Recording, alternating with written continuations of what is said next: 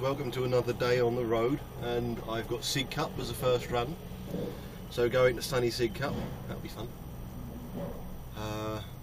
It's that blasted roundabout that you come to off of the, I want to say the A20, I'm sure it's A20, I'll have a look in a minute, I don't care.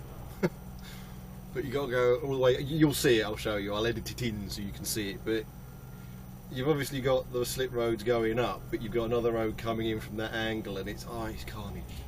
It's carnage. Sometimes you can, it's lovely, you get just there at the right time, you've got your gear, you go, but other times you're just sitting there, you're like, cup.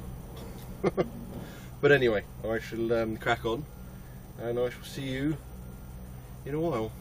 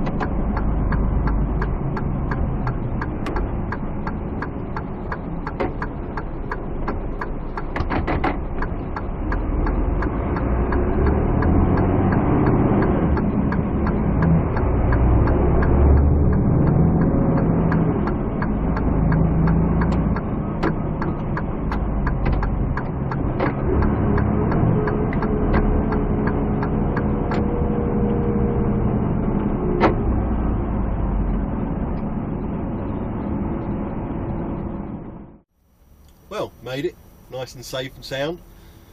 Don't you just love it when truck drivers cut red lights flat out? Whoa! I was like, yeah, good one. Good job there wasn't a motorbike coming up to these. They were changing, giving it the beans to carry on. That would have been roadkill. But it's always fun. Now, sorry about that. One of the sods at security offered me some free bickies, so I just munched those once I got here. I'm just waiting for the back door guy now.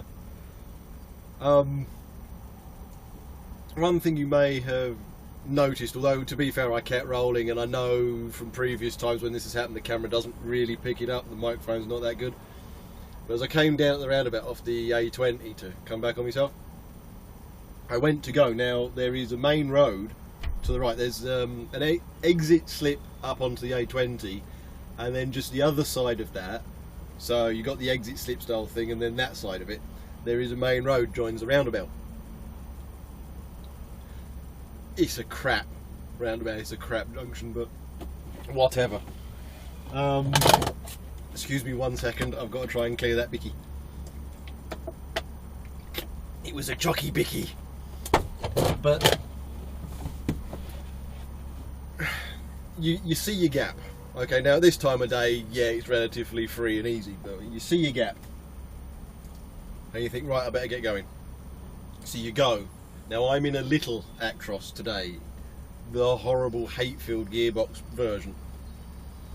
And you go. Now I was on full chat, I was on full continuous exhaust brake. Okay, continuous brake. Now theoretically that's supposed to bang you down a gear very regularly, but keep banging you down a gear, keep banging you down a gear and holding you in the gear. Well, I took everything off, then knocked this off last, and it didn't do anything. I put my foot literally flat to the floor, nothing, off we go. And then the rest of it, you may have heard a kind of sound in the background. That was me forcing the gear changes after that, because I was thinking, not on this roundabout. I don't care anywhere else, but not on this roundabout. So I forced the gears a few times. So my fleetboard's probably going to hate me now, but never mind.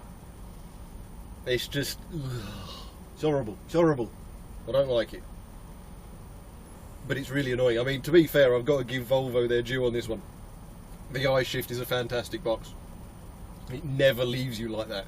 It's bang gear as soon as you need it. There's no, I don't know what I'm doing. I've got some cog here. Oh, I better use that one. Oh no, I didn't want that one. I'll use that one. It doesn't do that. The iShift is bang tidy, straight into gear, lovely jubbly. But it gets you sometimes. It really gets you.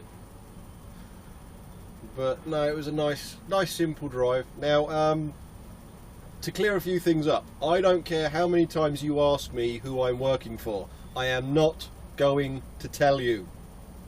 Okay? So stop asking. If you can guess, fine, keep it to yourself. You've guessed, well done, aren't you clever? But stop asking, I'm not going to tell you. If you want to know who I work for me. Self-employed, job's a good one. I'm getting fed up with it now. Everyone's coming out of the woodwork going, are you still working for them? Yeah. I'm not going to tell you. Done. But, one other thing. Bert is perfectly fine. We went in for a routine outpatients. It was a procedure, but more for tests, if that makes sense. There's nothing life-threatening about it. There's nothing of any major significance. It's just that's the reason I had the day off. I was taking Bert down the hospital. A bit sore today, but she's back at work. She's perfectly fine. And there is no, this isn't a test to see whether she's got a life-threatening thing or anything like that. It's just a test. Okay, that's all you need to know, basically. But no, Bert's doing okie dokie. But outside of that, yes, everything's wonderful. As wonderful as it can be. Sunny day down at Sidcup. it's so much fun. Did everybody see the blue murky state on that roundabout where the truck jumped the red light? Comes flying down there, indicating, "I'll just get it." No, I can't. And then all of a sudden appears on that side of me a little while later and goes, "I'll make it." Impatience, that one is. Gotta get there, gotta get there, gotta get there. Fine, off you go. See you later. I don't care. I'm not going to slow down for you. I'm not going to stop for you. You're on camera. You know, you want to jump lanes, you go right ahead, sunshine. No, you're on camera. I don't care. Oh well, I can't make that, so I'll whiz across both lanes behind him and sit there, and off he goes. Fair enough. I don't care. I find it funny. That's the only way you should look at stuff like that. I know a lot of drivers, you know, get really angry and start munching the steering wheel. You know, trying to find something to throw at the driver or try and flash them to pull them over so you can punch them in the mouth. But the only thing you can do is just find it funny. Find it comical. Because that's all it really is. It's just a giggle. You see people do some crazy things and you sit there and you think, okay, yeah,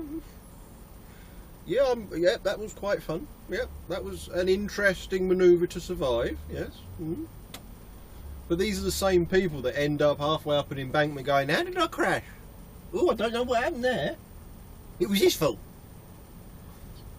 I had it once. Oh, this was going back. This was when I was driving to Sainsbury's. I was going down the A11. I was trying to remember the road then. I was like, yeah, the A11. And this SLK went flying past me. I mean, flying past me. 100 off. And then it just suddenly went straight off up the embankment. Literally no brake lights, nothing. Just literally straight up. Carnage. And it was on a Sunday. And it was literally me, this SLK, and nothing else, you know. And so I pulled in and I stopped. And I got out and I was thinking, the speed that's gone in, there's only one thing I'm seeing, and that's a corpse. And I'll give the SLK its due, it was mullered. But the woman, the middle-aged woman, was relatively okay. Cuts, bruises, shaken, you know, knackered, but alive and surviving and talking. And so I'm on the phone, got the old emergency services out, everything like that. She accused me of causing it.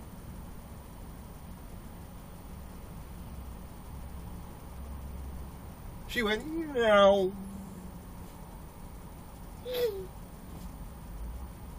And it was my fault, supposedly. Oh, I hit her.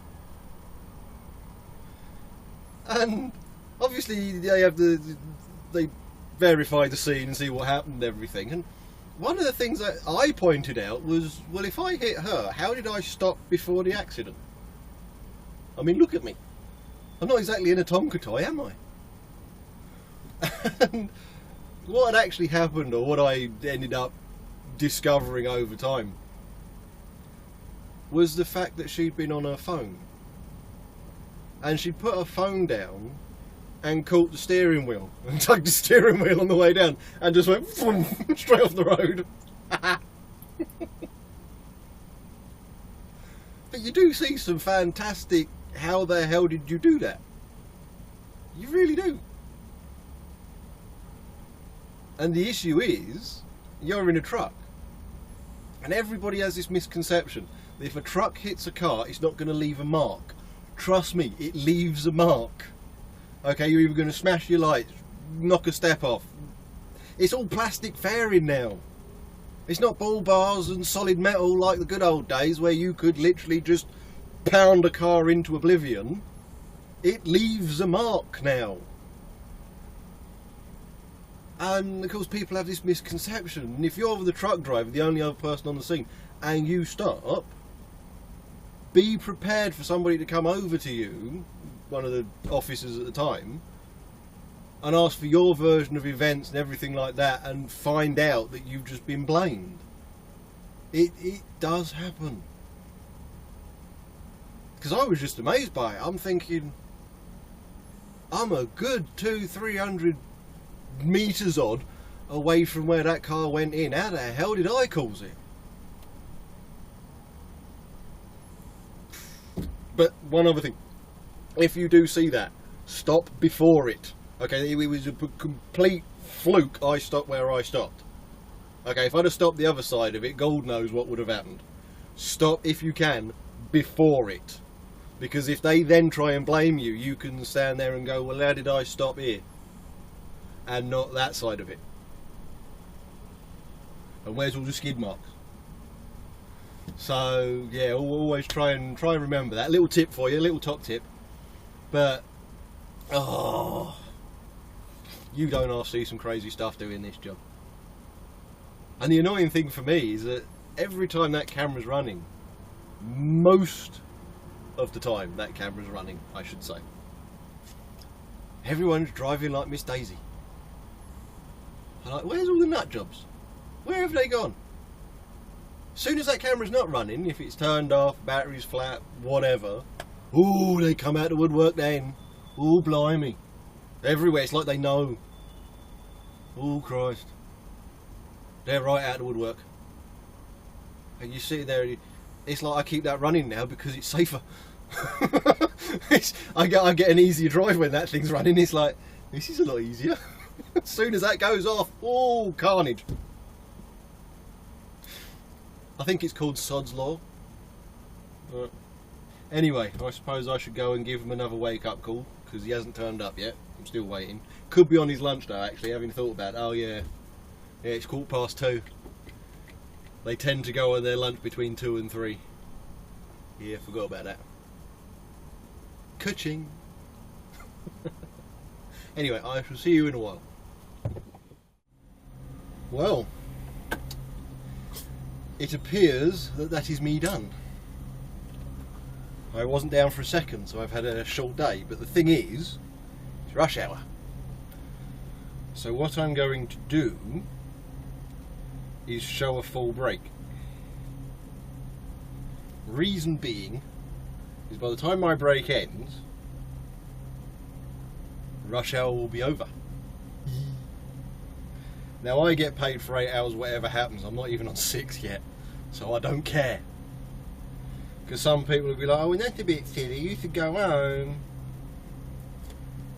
Well, if I try and go home, I'm going to be stop, start, stop, start, stop, start, stop, start, stop, start, stop, start, all the bloody way home. And my car has a dual mass flywheel. Now, if anyone's curious, the quickest way of destroying a dual mass flywheel is stop, start traffic, continually riding the clutch. That is the quickest way of destroying a dual mass flywheel, because of how they're made. Most dual mass flywheels go wrong simply because of the way they're driven. For example, if you sit on an incline, you know, a junction or something like that, holding on the bite point, you're going to go through dual mass flywheels like they're going out of fashion. If you're continually in stop-start traffic, again, same thing. If you are exceptionally heavy-footed, you know, changing gear and stuff like that, again, you're going to go through them. They are very, very, very, very, well, they're pointless. They're not pointless, I suppose. They make things smoother. They take shock out of gear changes and shocks out of gearbox and, you know, engine during gear changes and stuff like that. But they are kind of pointless. They're a massive expense to replace them, obviously, as most people probably know. You've replaced once in your life if you've ever had them. But you've just got to be so driving Miss Daisy with the bloody things. So what I do is I refuse to drive my car in the rush hour. I refuse. My shifts start at a certain time. Usually they end after rush hour. So I just flat out refuse. You know, it's one of those kind of, it's a huge expense to replace a damn thing, or waste 50 extra minutes at work whilst I'm still being paid. Just saying. Now, moving slowly on. The Samsung. Ta-da! I've had a few people turn around and say, "Oh, I'll give it time, get used to it, well, you'll be fine with it." No. It's an Android operating system, first of all. Let's get that straight. An Android was basically identical, isn't it? I mean, you put your passcode in, you got all your apps, it's pretty much of a muchness, you know. And you swipe across, you got another page, swipe across, you got various must-have apps designed for your Galaxy and crap. But how can I put this with Samsung? Now, a lot of people will be sitting there going, "Well, why didn't you get something like a HTC or a cheaper Sony or something like that, just to run for a few months and then go back and upgrade when the next LG comes out," for example? Which is a fair point, a valid, fair point. Well, the thing is, it's been at least 6 years since I've owned anything Samsung related. And I've heard nothing but good stuff about Samsung. To be fair, Samsung is, the largest mobile phone maker at the moment. There are more Samsung phones being sold than anything else. And I'm sitting there and I'm chatting to them, because I've been there, like I said before, I'd been there for about 2.5 hours. And I finally got down and I was sitting there and they said, "No, we sold the last G5. Sorry, we don't have any." That was slightly aggravating. And I said, "Well, look, at the end of the day, it's a case of I need a phone."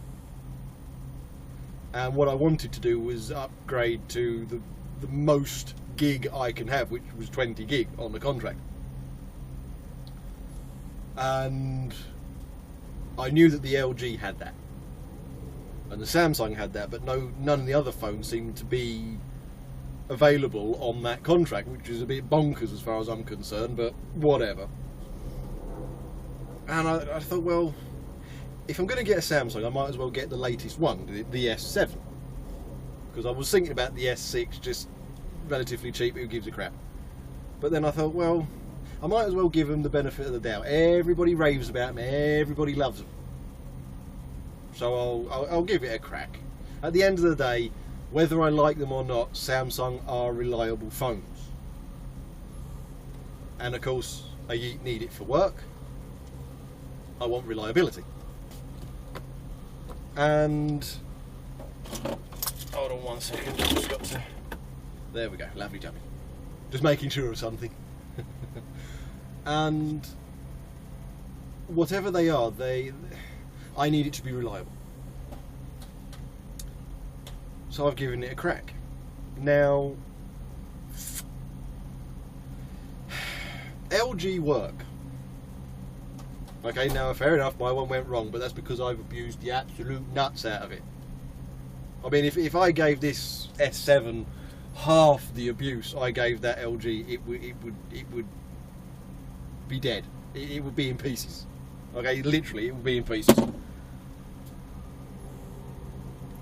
And the thing is, LG work. They do the damn job. Now, as you guys know, I have put photos in my uploads many times before. I use that to do various bits and bobs for the fleet board and all that kind of stuff. You know, all that kind of stuff. Well, when I did the 944, obviously I'd only just got the Samsung. I hadn't used it for anything else. I hadn't taken photos, done anything for my vlogs. So when we did the 944 thing, I wanted to show you around the inside of it. You know, take photos of various bits that we were talking about. Like I said, I pointed to the hazard bits and bobs and everything like that. Well, I'd taken a whole load of photos before we got going. And this right. The old LG G4, you held it that way, it was 4x3. You held it that way, it went to 16:9. Simple. Okay? Done. This bastard, and I'm going to call it a bastard. Go on to the photo thing. Right, instantaneously, it automatically starts in 4x3, 12M. So I'm going to guess 12 million, whatever. Okay? I go that way, it stays 4x3. So I have to go into it. Now I get 4x3, 12 million. I get 4x3, 6.2 million. 16:9, 9.1 million. 16:9, 3.7. 1x1, 9.1. So on and so forth, and it goes on. Fair enough. Right? So if you're not on it, everything comes out in 4x3. Everything I render is in 16:9. And it's the same with the camera, the camcorder. And the thing is, because everything I render is in 16:9, it's a case of, I get a 4x3 like you saw with the dash. The picture of the dash, it's a bit squished. And fortunately it fitted where I wanted it to go, so that was a bit of a bonus. But when I was putting it in place, it kept the black lines either side the photo. But when I actually started playing it back, it got rid of the black lines and it put the image there, and that was just a Movavi thing, editing it. And of course I'm trying to line it up with the black lines in place, and I'm like, ooh, so I keep cutting his face out, or I keep cutting my face out. But I managed to get it. And I took all these photos and I was putting them in, and every time I went to render, it crashed. Movavi crashed. It got so far in and then it crashed. I couldn't work it out. I was like, oh God, don't tell me it's not going to work again. This is yet another week where I haven't been able to do it. Oh, for the love of God. And anyway, I started rendering this, and I rendered that. And usually I render things in segments, but this one I was rendering all together. So I thought, well, I'll go back to rendering in segments. And it was working. And I was thinking, why isn't it working when I'm putting the photos in? And then a light bulb went off in my head. I thought, I'll render the photos individually. Now, of all the photos I took, there were, I think it was 2 or 3. Yeah, 3, because of the dashboard and the 2 of the side of the car and the front of the car. That rendered. Everything else didn't. Everything else crashed.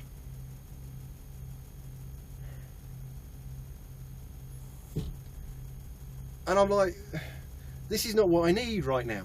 Now, fortunately, the video footage I've taken so far has worked. But I found out why the camera was when I was holding it. It's because it's got a gyro in it. Well, I have a shake. Only a minor one, I've explained it before. But I have a shake. So the gyro is trying to rectify the shake. So when I'm going one way, it's going the other. And so it kind of magnifies the effect. So I had to go through this and go through that, and I figured this out and I figured that out. Ah, gyro, turn that off. And it seemed to be okay. There's a little bit of a twitch to it, but who cares? And I was like, oh, I just don't need this. And every time I go into it, I've got to, right, set that up, set this up, right, I need it in 16:9, I need it like that, right, now do it. And then it zooms in. So you've got everything organised, then you press record, it zooms in.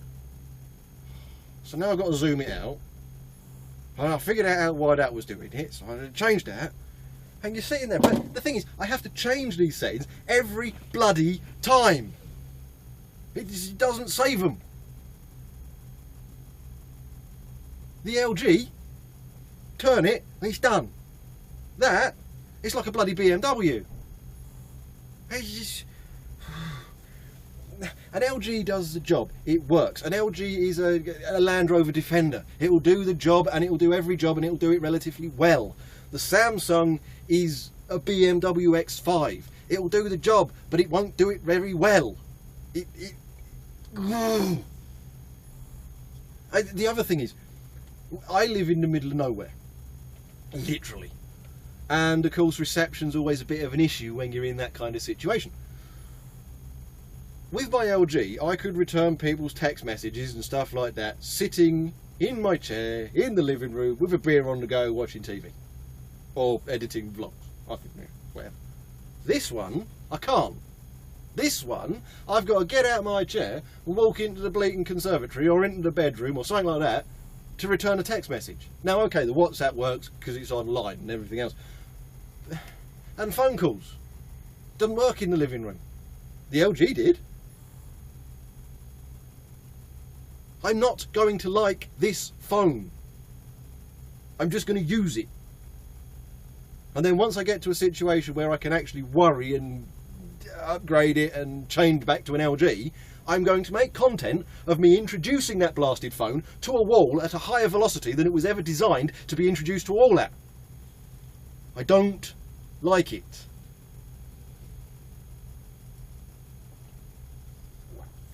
And I'm not going to change my mind. But it will do the job for now. And that's what I needed. I had no choice. I gave it the benefit of the doubt because everybody raves about them. And I don't know why.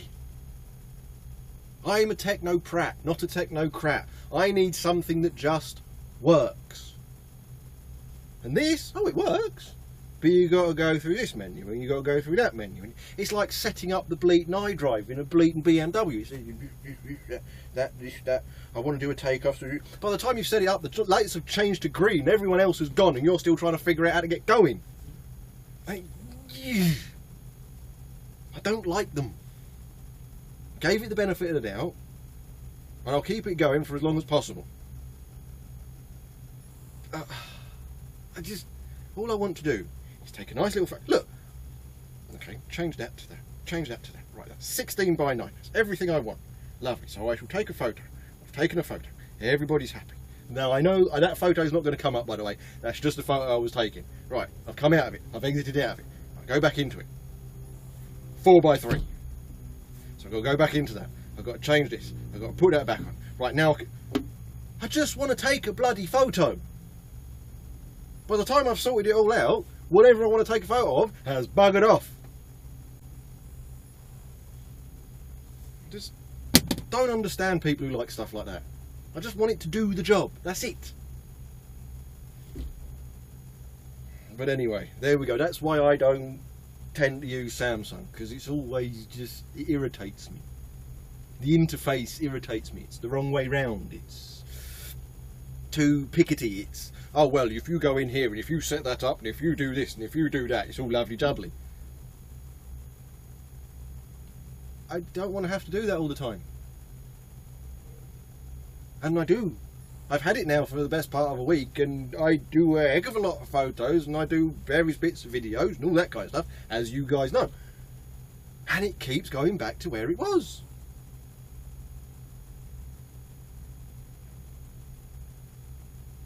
I don't like them. And I am sitting in this yard. This yard is a full signal, full reception, 4G area. This phone has 2 bars and H. The LG, it had 4 bars and 4G.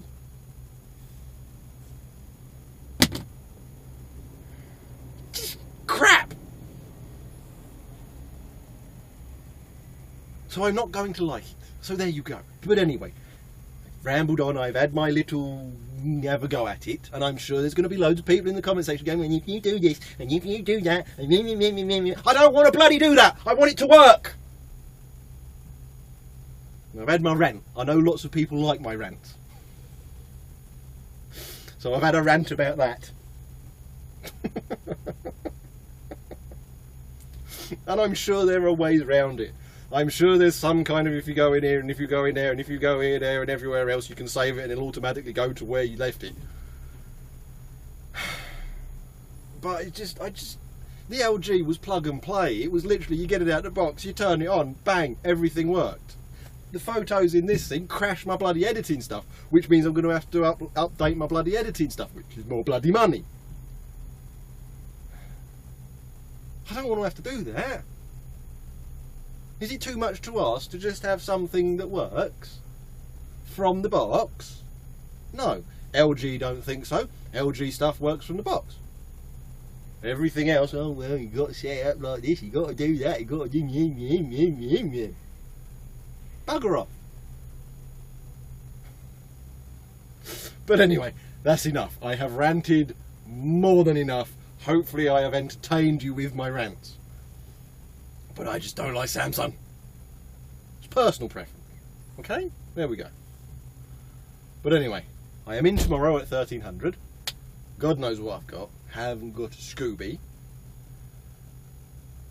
So anyway, thanks for watching. Like, subscribe, share about, do whatever it is you usually do. I'll see you in the next one, which will be tomorrow. And I tell you, I promise you, here and now, hand on heart, when I upgrade to an LG, when I pay that off and just upgrade to an LG, you will see me introduce that to a wall. Okay, you have my word. But anyway, catch you later. Cheers, guys.